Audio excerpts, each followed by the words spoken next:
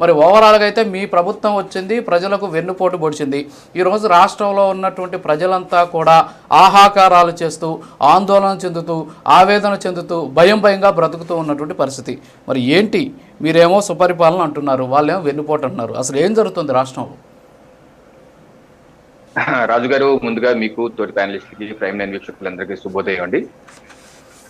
ఇదే రోజు 2024లో రాష్ట్ర ప్రజలు ఎన్డీఏ ప్రభుత్వానికి అత్యధిక మెజారిటీ 164 సీట్లు ఇచ్చి మా మీద నమ్మకంతో ప్రజలు ముందుకు తీసుకొచ్చారు. ఈ సందర్భంగా ప్రజలందరికీ అభినందనలు, శుభాకాంక్షలు అండి. సంవత్సరం పూర్తి చేసి సుపరిపాలనకి ఒక చక్కటి అడుగుపడింది ఈ సంవత్సరంలో. ఈ సందర్భ ప్రజలందరికీ అభినందనలు, శుభాకాంక్షలు.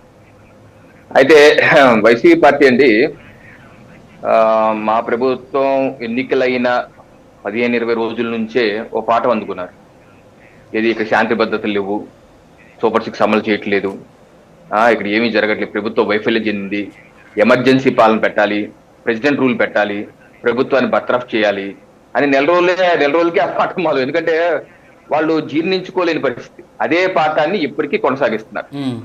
వారి యొక్క ఈ దిగజాడుతనానికి ఇది పరాకాష్ట. నేనంటాను రాజు గారు, అయితే జగన్మోహన్ రెడ్డి గారు ఇసుకని అందుబాటులో తీసుకురాకుండా ఇసుకని ఆపేసి భవన నిర్మాణ కార్మికులు అనేక వందలాది మందిని పొట్టన పెట్టుకున్నారు. వాటి నుంచి విముక్తి కలిగిన రోజు. అలాగే చీప్ లిక్కరిచ్చి అనేక మంది జీవితాలని ఛిద్రం చేసిన విముక్తి కలిగినటువంటి, అటువంటి పాలనకి విముక్తి కలిగినటువంటి రోజు. దళితులను చంపి డోర్ డెలివరీ చేసిన దుర్మార్గ ప్రభుత్వం నుండి విముక్తి కలిగిన రోజు.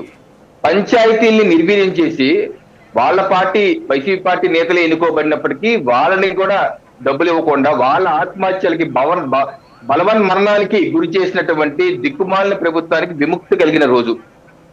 అలాగే అయితే ధాన్యం కొనుగోలు చేసి 100 రోజులకే, ఫస్ట్ 20 రోజులు, తర్వాత 30 రోజులు, 100 రోజులకి మీ అకౌంట్లో వేస్తా అని చెప్పి 100 రోజులు వేయకుండా వేల కోట్ల రూపాయలు పెండింగ్ పట్టేసినటువంటి రైతు వ్యతిరేక ప్రభుత్వానికి విముక్తి కలిగినటువంటి రోజు.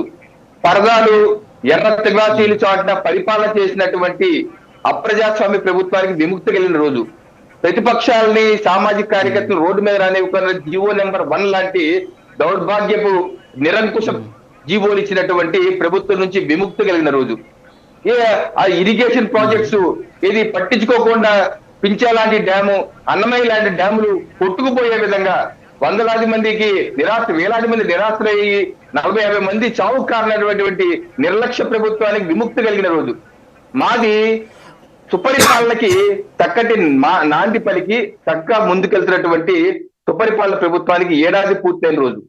అది అయితే జగన్ ప్రభుత్వ విధ్వంస పాలనకి విముక్తి కలిగిన రోజు. అలాగే ఎన్డీఏ ప్రభుత్వ సుపరిపాలనకి చక్కటి నాంది పలిగినటువంటి రోజుగా మేమైతే భావిస్తున్నాం.